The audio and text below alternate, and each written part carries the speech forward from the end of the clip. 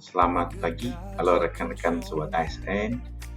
Pada kesempatan kali ini saya Gintong Papian dari Latsar CPNS Angkatan 50 kelompok 1B akan mempresentasikan tentang manajemen ASN dan smart ASN dalam penerapan lingkungan program studi, mana di bawah bimbingan dari Coach Dr. Suyono MPD. Oke, langsung saja. Nah, apa itu pengertian dari manajemen ASN? Manajemen ASN adalah pengolahan aparatur sipil negara yang bertujuan untuk meningkatkan atau menjadikan ASN menjadi ASN yang profesional, kedua memiliki nilai dasar, ketiga etika profesi, kemudian bebas dari intervensi politik, dan yang terakhir bebas dari praktek KKN. Kemudian untuk Smart ASN adalah singkatan dari strategis, melayani, adaptif, responsif, dan transparan. Ini merupakan konsep modern yang dalam pengolahan aparatur sipil negara ASN di Indonesia memiliki 8 profil, pertama berintegritas, profesionalisme, menguasai teknologi dan informasi, berwawasan global, berjiwa hospitality, kemudian berjiwa entrepreneurship, dan yang terakhir memiliki jangkauan yang luas.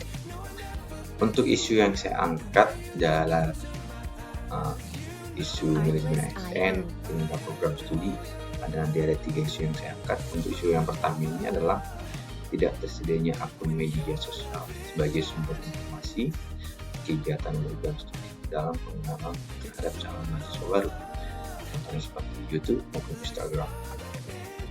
Nah, dengan tidak adanya media sosial ini akan berdampak memang tidak adanya informasi jejak digital kegiatan program studi, sehingga mahasiswa baru kurang mengetahui apa saja kegiatan dalam studi, sehingga dalam jangka panjang dalam studinya isu ini juga berdampak pada menurunnya mahasiswa baru dan studi, bahkan penurunan kualitas program studi. Kemudian ada isu kedua adalah ada fasilitas laboratorium dan terbaru sehingga dapat menghambat kegiatan praktikum maupun penelitian mahasiswa. Dengan kurangnya fasilitas ini akan menghambat kegiatan ya.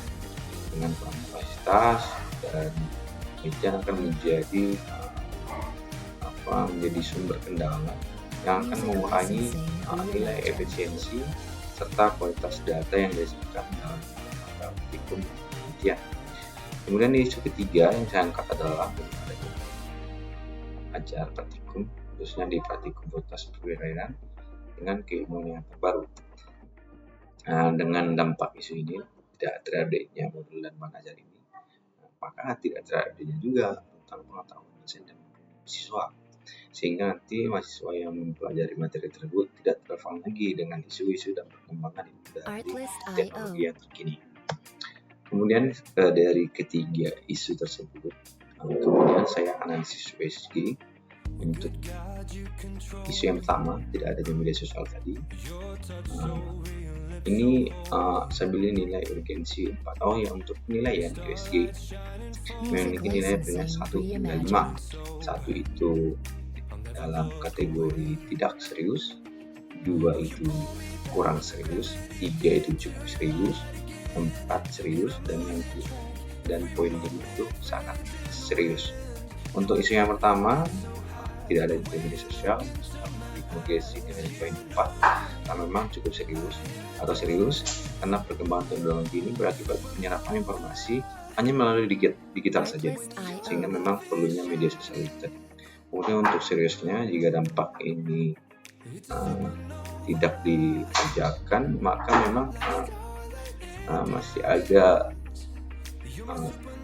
informasi dari universitas lain terhadap program studi yang sama, sehingga saya kasih kemudian. Kemudian jika dibiarkan, saya kasih di sini nilai kode 3. Memang tidak signifikan dampaknya, namun jika berkesinambungan akan memang menghambat informasi terhadap calon mahasiswa baru yang ingin masuk ke dalam jurusan, khususnya dalam lingkup yang lebih kecil di Universitas Tanjung Pura di program studi SP begitu.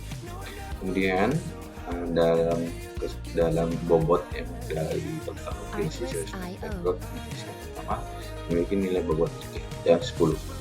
Kemudian untuk isu yang kedua ada kapasitas bangunan yang lengkap dan diperbarukan dapat meskipun ini urgensinya saya kasih nilai masalah terus karena memang kebutuhan pendidikan harus didukung dengan kapasitas yang untuk seriusnya 4 saya kasih tempat serius karena berdampak pada kebijakan meskipun materinya sudah memang masih bisa kita dengan metode apa, cuman memang kebutuhan ini sangat penting sih cukup serius untuk seriusnya, dan jika dibiarkan nilai growth di sini saya kasih nilai 4 karena memang jika dibiarkan terus menerus akan tidak terupdate-nya kemudian memperhati dari bobot dari isu kedua saya total 13 poin.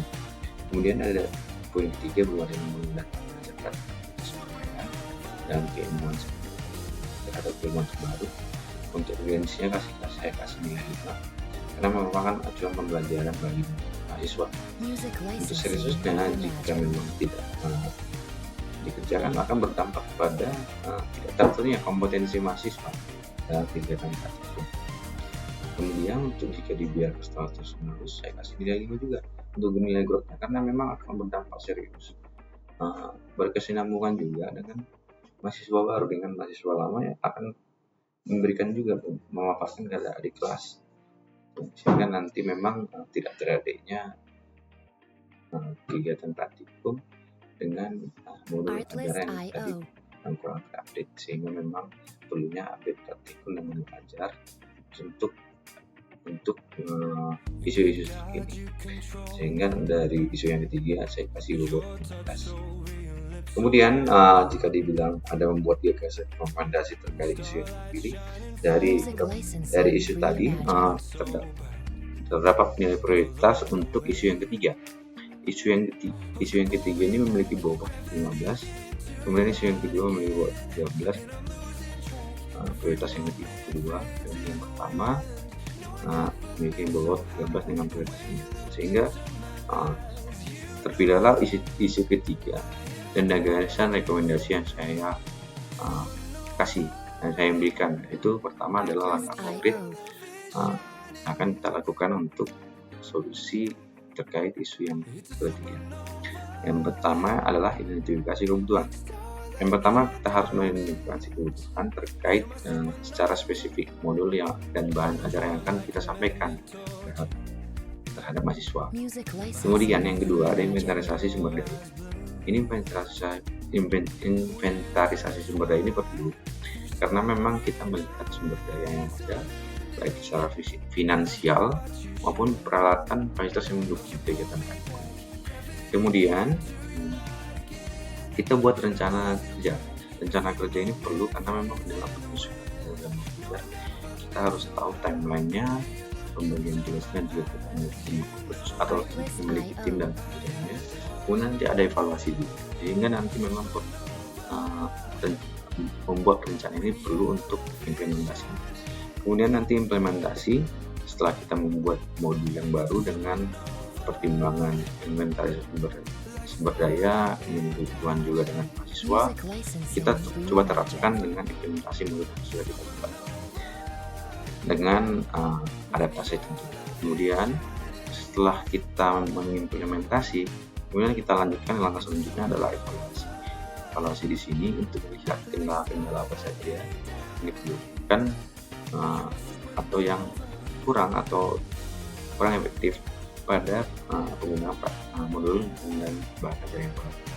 Sehingga pada terakhir kita menemukan satu solusi modul dan bahan ajar yang efektif dan efisien dari hasil evaluasi implementasi yang sudah kita lakukan.